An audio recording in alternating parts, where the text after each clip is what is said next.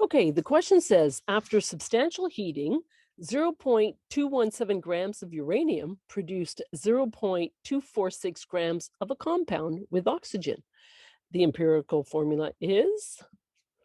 Okay, so we need to know how much oxygen we have. So to do this, we would subtract the weight of our uranium from the weight of our whole compound, which is 0.246. So we get 0.029 grams of oxygen. Okay, so now we can determine the number of moles that we have for each atom because we need to use that to find out our empirical formula. So looking at our periodic table, we can see the atomic mass for uranium is 238, and we have 0.217 grams, almost nothing. And we would use this conversion fraction here because 1 mole of uranium would be 238 grams.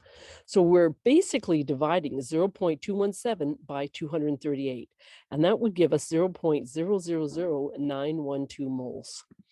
And we're going to do the same thing for the oxygen, where we have 0.029 grams of oxygen, and 1 mole of oxygen is 16 grams. So when we divide our 0.029 grams of oxygen by 16 grams, we get 0.00181 moles of oxygen.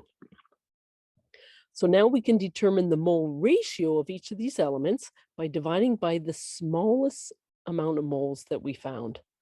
So for our uranium, of course, dividing the number of moles that we got of uranium by 0.00912, we get 1.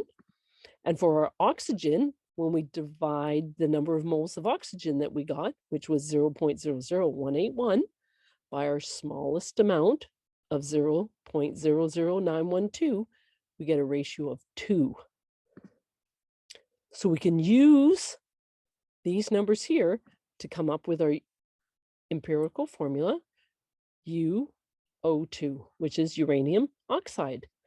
And the uranium oxide is sometimes used in nuclear fuel rods in nuclear reactors.